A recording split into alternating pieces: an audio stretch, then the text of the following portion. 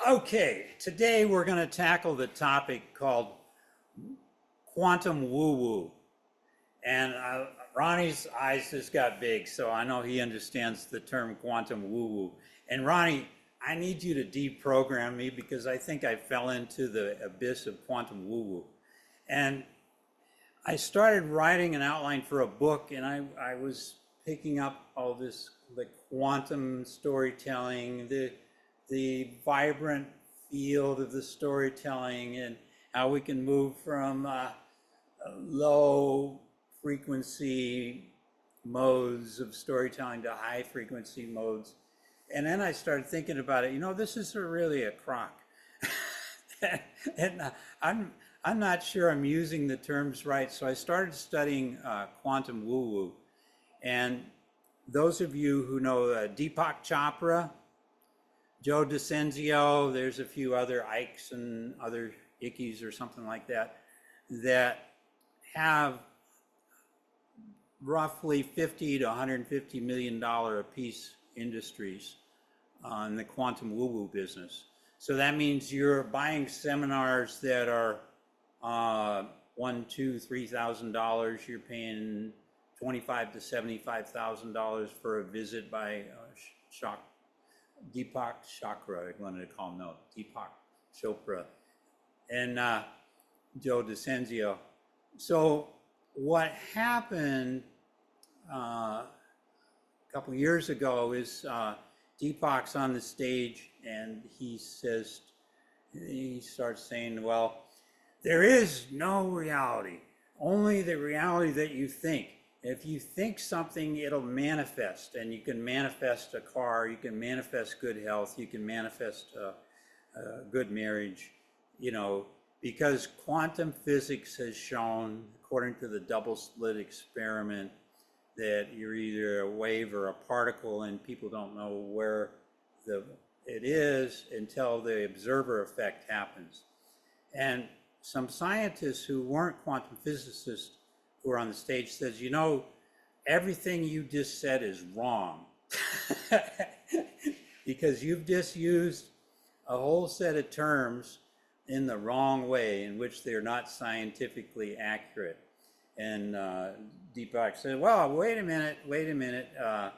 We're all in entanglement and non-locality, and I can manifest something here for you over there, and we don't even have to be in the same room. And again, the scientist said, no, I'm not a quantum physicist, but I believe that that's not a good definition of non-locality. So then Deepak says, well, if there's anybody in the audience of about 500 people that is a quantum physicist, let them now step forward, and I would like to learn from them. So it turns out there was a theoretical quantum physicist in the audience, and he said, yep, you just used a word salad where each of the words does not have the definition in science that you said it does, and you're using that to persuade an audience who are non-scientists. Like, think of a lot of people who have never read David Trofimo's books and that don't understand about the assumption set and auxiliary assumptions or any of those things, but yet are claiming to be applying science. So needless to say, the last few days I've really been having a tough time kind of recalibrating into this whole idea of the quantum woo-woo. Now, one of the things about it is when some of these scientists attack Deepak or Joe DIspenza or the movie The Secret, which is just notorious for saying that anything that you bring to consciousness as an observer, you can then manifest because of the double slit experiment. But actually, it's not, Heisenberg kind of misspoke, it's not the observer effect, it's the measurement effect. You're not in there with your eyeball looking at nano particles that are 10 to the minus 37th in size. I might be minus 57th, but like so small you can't see them in any microscope you got. And in an electron microscope, you probably can't see them either. Welcome, Grace Ann. Hi, Grace Ann. Did you like 2 windows that went up? They look great. Okay. I was hoping we could go home. After this, when we would be done. when I'm, can I have a little bit more time? Sure. Okay. So we'll edit that out. Anyway. So it's not that a human being is observing and this causes a change in physics. That's the part that we've picked up from woo-woo's, quantum woo-woo. It's that you measure something because the measurement device uses photons, and the experiment you're looking at probably has photons in there somewhere, so you're having an interference effect. But it's nothing to do with you and your consciousness observing something like a traffic accident, and because you're observing it, you're now going to make it not happen. You know, that's not the way physics works. So I'm going to mute myself and ask Ronnie if he's got anything to say about woo-woo science before I go on. Oh, sure. I have to apologize here. It's very unfortunate that recently a number of very very prestigious and well-founded arguments have been observed showing the quantum nature of consciousness. I would have really liked to have torn into Deepak Chopra so fundamentally, just like those other people. But these are pretty recent findings. And that makes me upset because I don't like I don't like woo-woo. But what I do like is the fact that thinking in ways that we haven't figured out yet creates new ways of thinking.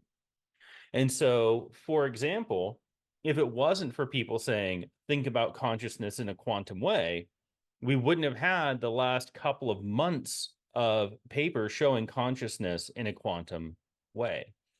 So I'm going to send you about 4 YouTube videos. I'm going to send out to everyone. This scientific communicator is a physicist. She does a very good job of both debunking things that are quantum bullshit, as one of the papers says, and outlining recent findings that show quantum nature in things like explaining weird ways that we think about things, or how there are quantum fields in our brain. So, for example, there was a guy, I don't remember his name, but back in 2010, when we had our first quantum storytelling conference, his hypothesis was that the way that anesthetization works was by interfering with a quantum field that created consciousness. And a paper that was published very recently experimentally shows that that was the case. So, like, those are really interesting findings that are actually backed by this. It's still not in textbook science, right? But it's very recent findings that match up with some of the things that we have been saying and looking at since then that were, potentials. And in that way, I wouldn't throw out everything around the thinking around quantum. I would point out that unless you're very specific, or unless you're talking to a very specific audience, you're going to sound like you're Deepak Chopra trying to grift people. And that's hard to deal with. Ronnie, I'm glad you brought that up because the thing is, I do believe there is something to the question of what kind of energy are we talking about. If I deal with emotional energy a lot in the storytelling world of restoring. So somebody is a veteran, they've got post-traumatic stress, you're trying to get them out of their anger, rage, blame, frozen in the past, that sort of thing. I believe there is an energy field there. Now the question is that a quantum energy field? And I would say it's probably not. Quantum energy is not the same thing because that's a physical process of electrons and their location in space, and they're manifesting at particular locations depending on what kind of experimental conditions are happening. I don't think I'm changing the location of electrons or neutrons, protons, whatever, with the therapy I do in restoring with people's trauma. I do think that there's an emotional field that they have, and I can use that term emotional field because their blood vessels are popping out of their head. Their breathing is rapid. They're short breaths and rather than long breaths. Where if you can help them get into a state of peace and tranquility and bliss, then the breathing is lower. There's more oxygenation. There's less of the what are those chemicals kicking off in the brain when you got stress? Dopamine, serotonin. Oh, yeah. Yeah. So we're not doing that to our brain, and Cortisol. probably, Ronnie, you might agree that maybe there's a reading there that's a quantum down at the nano level of those things being released. I don't know. I'm just wondering, should I just call it emotional energy as opposed to an electromagnetic energy or a kinetic energy or a placebo effect, which I don't even think that's energetic at all, but or acoustic energy. So that the discussion is what kind of energy is it, you know, and then how does it operate in relation to storytelling and restorying. So I like the whole idea of storytelling vibrations, but I think I've fallen into the Chopra DIspenza kind of way of talking about The Secret, you know, the movie The Secret, and knowing that that's just bad science, not just bad science, but bad psychology, you know? There's two ways here that the secret is awful, right? The first is it comes from a fundamentally privileged position, right? Someone starving to death in Rafa does not have the ability to manifest food, okay? And second, it blames victims even if they are well in a place where they could do well. It blames them for failure. And so that manifestation mindset in that way can be really pernicious. On the other hand, phenomenologically speaking, it's very accurate for many things. We perceive the world that we push forward from ourselves, and we block out the things that are unexpected, and we grab onto the things that are expected. They become transparent, and we deal with as if what we expect is coming at us. So that's just how we think about things. So in that way, it's an accuracy they're building on to create a grifting system out of it. It's very profitable. The other thing I notice about the genre of The Secret, et cetera, and what people are signing up for, I mean, good health is a good thing, good psychology, good mental health, good things. But I don't want to help people manifest a Maserati. You know, it's not what I'm about. You know what I mean? Change your storytelling, although I believe you can do positive thinking and increase the likelihood that positive people are going to want to hang out with you. I think that there's some truth in that, but we don't know what consciousness is. And to say that we have a quantum consciousness, or to say that we have quantum energy, and physicists define energy as the ability to do work to move something from point A to point B. And without any movement happening, there would be no work. Now, that's not work in the way that we consider work, like mowing the lawn or whatever, although we are moving the lawnmower from one area to the other. There's work going on. So the concept of energy is not accurately defined. The concept of quantum is phenomenon that are occurring at a very microscopic level under certain conditions, very defined conditions, and we're relaxing those conditions up to a macroscopic level and saying that the universe is something our consciousness is creating, where just go stand in the sun for an hour here today, and you're going to find out that your consciousness isn't going to keep you from being sunburned. So I'm just wondering how to write about. Is there something called quantum storytelling? Because we were going to call the journal of quantum storytelling. We, soberer minds said organizational storytelling review. So if we don't know what quantum is, and I like the idea of storytelling field, like in Evans had organizational sets and organizational fields, and Howard Aldrich and a bunch of other people who were looking at networks of organizations, and you had field theories as an understanding of that. But now I'm worried that, I'm not worried, I'm just critical that we're not using quantum in the right way or field, or quantum storytelling field. So if we back up on those three words, and I go back to the derivations of quantum, there was a time when Karen Barad's book came out, 2007, and that just infiltrated all my classes and my teaching. And I think she stays pretty close to center on what's quantum and what's the double slit experiment, etc. Except she starts to make leaps here and there in the book, in the writing and videotapes that, and we love Karen Barad, okay? Nobody ever critique Karen Barad because you will never get another positive letter from another academic again. So whatever.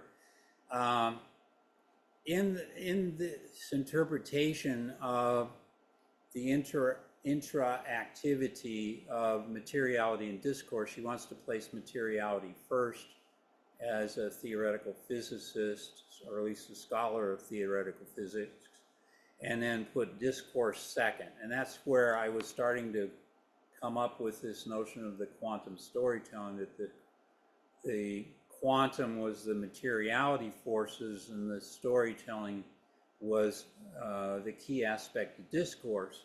And so I was putting those two things together. Now, a little bit about Karen Barad. She rejects Foucault's analysis because she feels Foucault privileges discourse over materiality. I happen to like Foucault, and I liked a lot of his writing, etc. He kind of OD'd on power a bit, but you know, a lot of good things in Discipline and Punish and some of his other books. Right on. Now, if another aspect of Karen Barad that was problematic for me was the notion of the dialectic. She doesn't look at a dialectic. So the intra-activity is not an interaction, because an interaction would assume a dialectical relationship across the divide. And since there is no divide, according to Barad, one cannot use the word interaction as if two phenomena are interacting. And even materiality and discourse turn out to be non-dialectic. So in other works by other people who are looking at this phenomenon, the dialectic is important, and to avoid the dialectic is kind of not the direction that they want to go. So I'll be quiet there, though. So I'm wondering, how did I trip into quantum woo-woo? I can't blame Karen Barad because she's not into quantum woo-woo, but maybe there are some little steps that need more foundation that I fell through reading Barad. Is that possible? So two things. First, and I think you can make this clear to people more often, because it's not in your writing. You sat me down and you showed me a book. It was Aristotle and his ideas on storytelling. And it was Aristotle and his ideas on physics, and how the physics ideas inspired the storytelling ideas. And then you showed me a book, and it was Newton's ideas on storytelling, and flipped to a page, and it was what is this called? Hero of the Thousand Faces, Joseph Campbell's structure, right? He's like, look, this is a structural thing. See this line? This is very similar to what's going on over here. This is inspired by Newton. And then you brought up Mikhail Bakhtin, and you showed this section from a pop press thing that Einstein had written, and matched it over to exactly what Mikhail Bakhtin was talking about in time space, okay, in chronotope. And you said, No one's doing the quantum one. I figure, why not me? Now that makes a hell of a lot of sense to me, David. You're tripping my memory capsules here. The thing about the Mikhail Bakhtin, since several of you are Bakhtin fans here and scholars, I would say, the chronotope was a term from Einstein, space-time, time-space.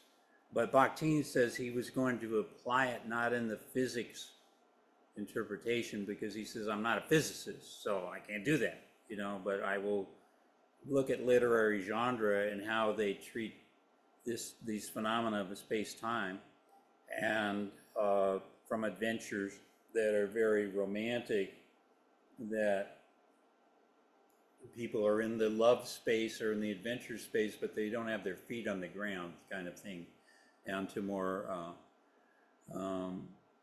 where you have rogue clown fools, you have clowns making fun, fools making fun, thieves making fun, the rogues, to cause the aristocracy and the people to understand the plight of the people that are living under their regimes and material conditions, I would say. Anyway, so yeah, that's a good trip through memory lane. Thank you for that. I have a doctoral student right now. Her dissertation is studying Colin Kaepernick, and she is applying chronotopes. And in the structure that we had talked about, where it's a multidimensional thing that we hadn't been able to get across before, and then how you move in that time space and how time and space collapse across these chronotopes. Is a really great analysis. Like what Kaepernick did just lays so well against all of these things, to include dying for the chivalric ideal and being resurrected, right?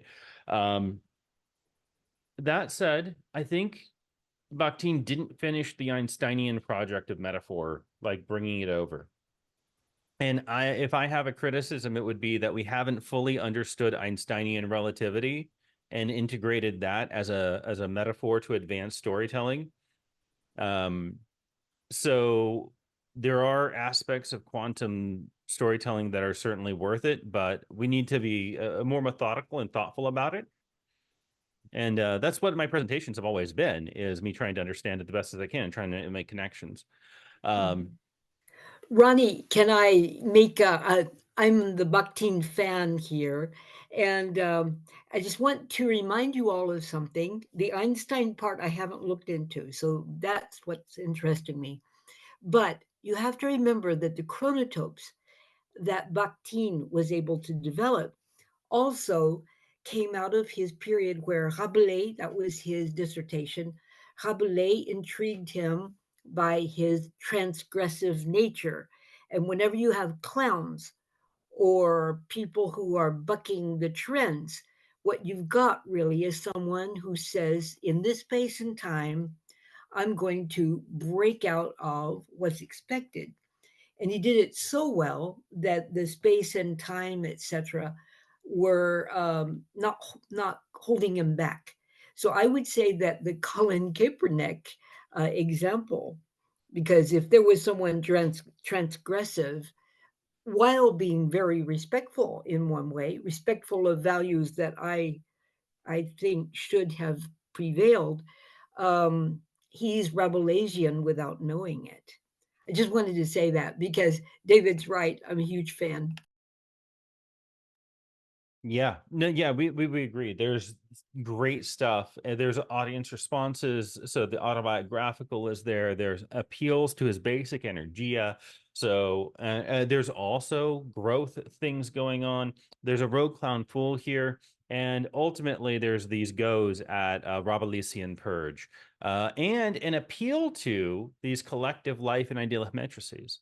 Like, there's many layers here. The only question is how far does that doc student understand that she can grab onto it? She's pretty damn fast. She's grabbing it. So I was very surprised. I can't explain this to anybody, and especially doctoral students. They already know everything. Yeah, I was going to add that it was Slavoj Zizek that has 120 pages, I think, in his book on Hegel. about the importance of not forgetting the dialectic when we have the interactivity in Karen Barad's work. So, and I thought his work was, and like myself, he appreciates much about Barad. Of those 100 pages, 120 pages, 90% of it is very positive. It's very affirmative about her theory and all of that. Now, what I have been doing, just to show you, is, there's a fellow here named Gurdev Shichabanji. You know, he's a Jain monk, walked with Gandhi, and Shichabanu is someone who gave me my Jain name about 1994, Arihanta, which means conqueror of your inner enemies, etc. I think I've told you the story when I met him, things of that sort. And then Grace Ann had been working with him for 20 years, going to sessions with him, talks he would give, storytelling talks and things. Now, his approach to enlightenment is to find through breath work and meditation work and choices in your life and learning to breathe, etc. Deep breathing, not the shallow breath, but deep breathing. Meditative breathing approach, and to get in touch with enlightenment energy, as he calls it, and which has to do with finding bliss, peace, serenity in yourself. And the Jains don't believe in God, so I don't want to offend anybody, but there's no God in the Jain approach to philosophy or its religion. Instead, God's within each person, and it's a matter of finding enlightenment. Otherwise, you reincarnate and you become a grasshopper or something else, or cockroach, God forbid, and you come back and you try to relive your life until you get it right. So that's the philosophical bent. But what he wants to do, he said, look, you got to get out of anger, greed, blame, jealousy, ego, egoistic material needs, egoistic desires. In fact, a life of simplicity, nonviolence, called ahimsa, that sort of thing. So I'm not here to persuade you on that. The question is, does his storytelling, because I'm going through all kinds of tapes you can find on the internet now, I found a whole drove of them.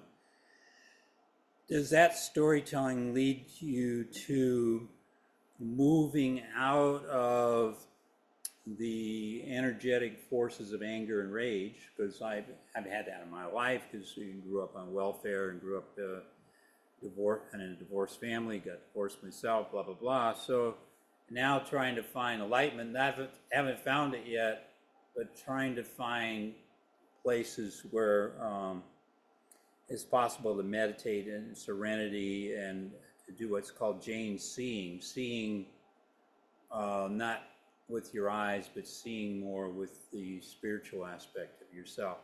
So that seems to would be easily perverted by Joe DIspenza and Deepak Chopra. And I don't want to see it perverted in the book I write, you know what I mean? And yet when I listen to his stories about, he seems to have a number of very powerful stories. He's doing powerful storytelling with audiences, including myself. And the meditative practices seem to have an impact. Now, you could have all kinds of different spiritual practices out there. Go for it. But I mean, it seems like the movie The Secret, the people, the gurus, the other gurus I mentioned, are engaged in profiteering and commercializing spirituality, whereas I know Gurdev Sri Shichabanu, his money goes to orphanages, goes to making devices for people who have lost their limbs in mine accidents and wars and things. So I mean, I know the guy personally. He's dead, and his wife Pramodabin is still alive, and she's a leader in not only being a vegan but in PETA, ethical treatment of animals. And it seems like the stuff that Gurdjieff is after, and these other two clowns, if I can call them clowns in a nice way, kind of like Ronald McDonald, is they're after very different things. In fact, Gurdjieff, for example, says it's not about finding joy, because joy is external. Happiness is found externally. Material things aren't going to make you happy. In the stories he shares, about Buddha and Mahavira, etc., and just encounters my own life. You're happy for a while when you get a new car, but it's, you have to drive a Tesla for a few weeks, Ronnie. Are you really that much more happier? In the third. Only when I'm driving it. It goes very fast. You feel your head go back, and you're like, ah, that's amazing. Anyway, is that making any sense? Like, is there a quantum? Now, Gurdjieff doesn't talk about the double slit experiment. He doesn't pretend to be a physicist, but he does talk about vibrational energy, and we send out vibes. And when I saw, the story, when I saw Grace Ann across the cafeteria at an org behavior teaching conference, I felt the vibrations.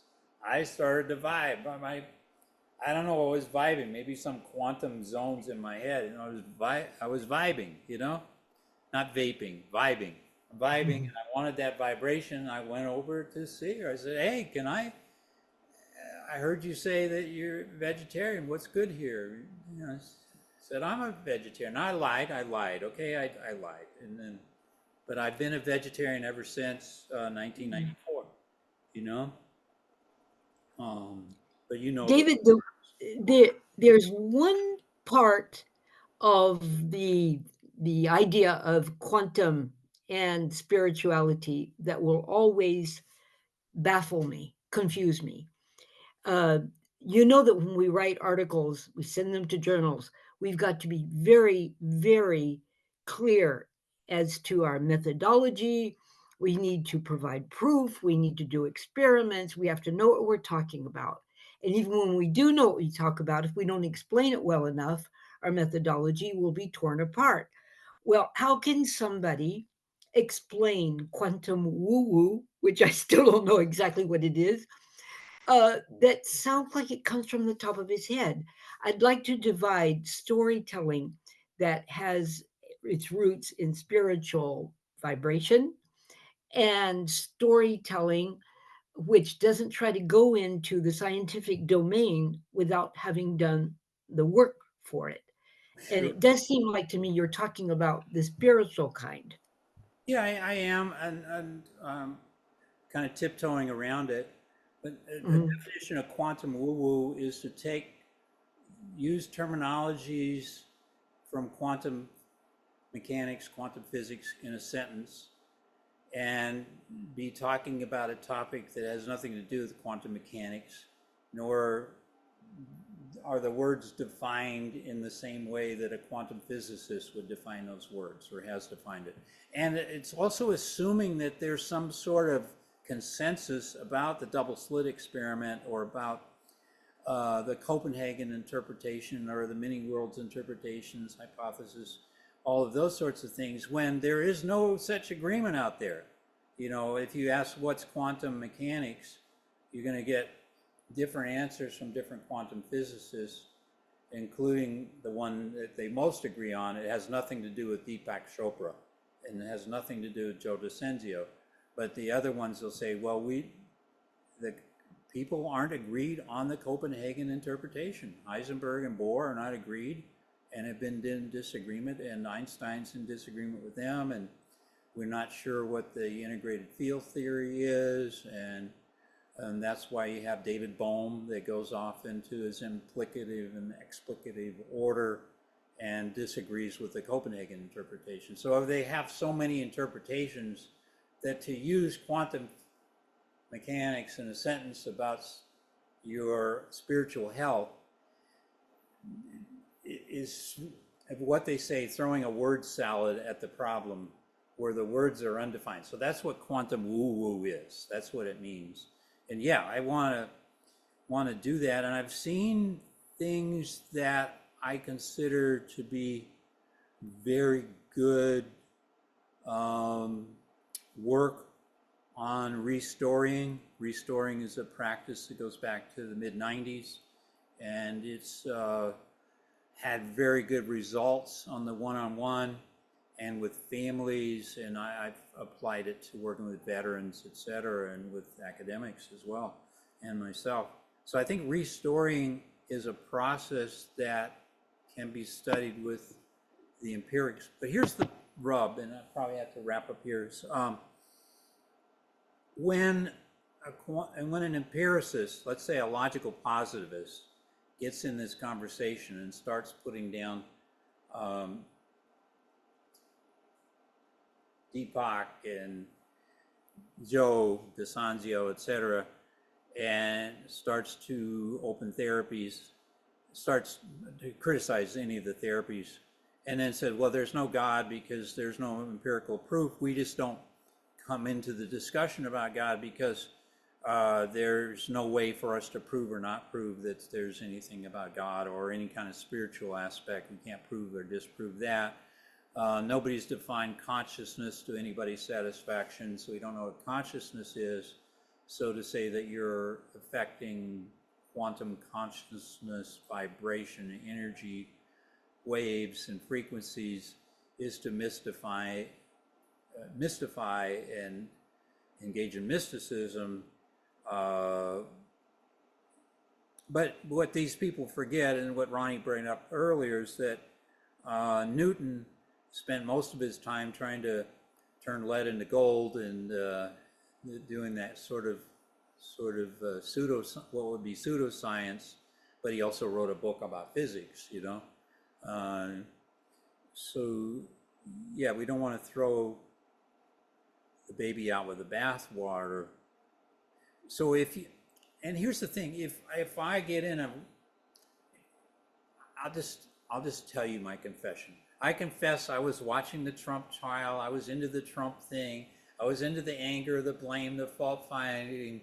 And then I started returning to my journey of enlightenment on the wings of light and love with Gurdjieff. And he says, what his writing spoke to me, he didn't say this, but his writing spoke to me, is, David, wake up. You're living in anger and rage, and you're ODing on these Trump trials. And is that really the kind of vibrational energy you want to carry in your life into your ENthinkment meetings each week? And I go, no, it's not. So no. And he says, well, and don't you really want to be bringing light, love, peace, and energy into the peace that's possible?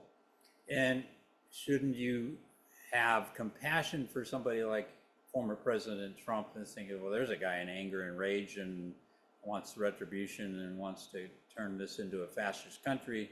So maybe if he found light, love, and energy, he might take it down 3 or 4 pegs, you know?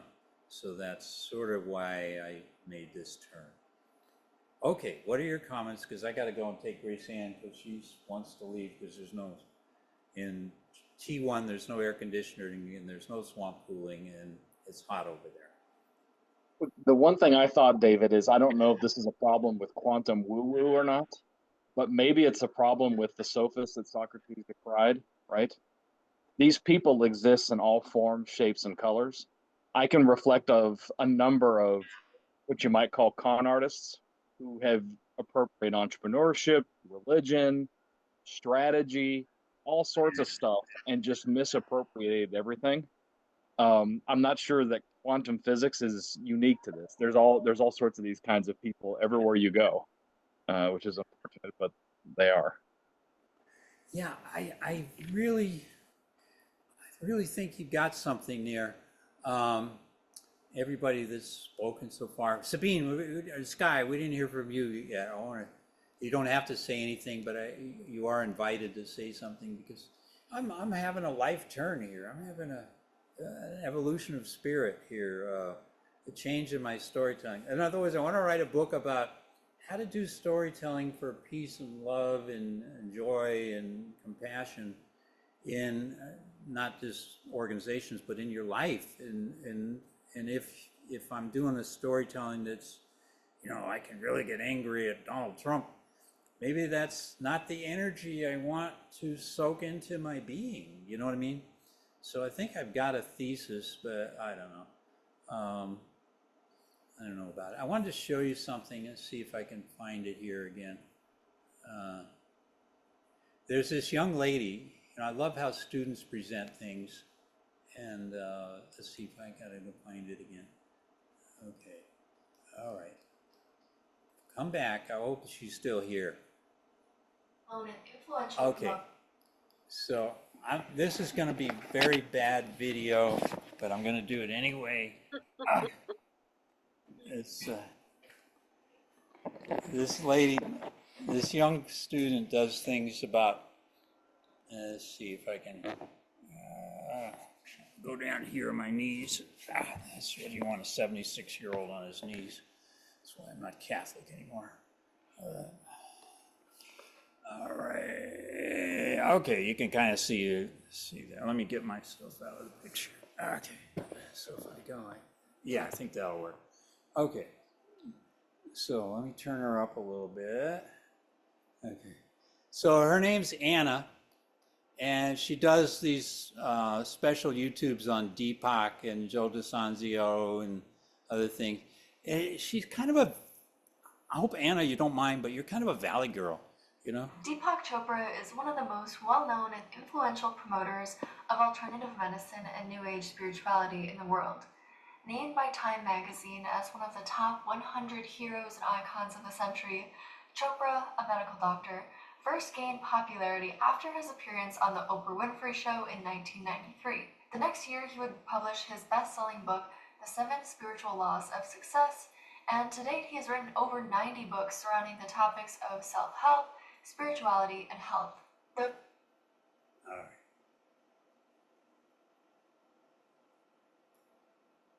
Okay, so she covers the lawsuits that he's got against people who disagree with him, etc.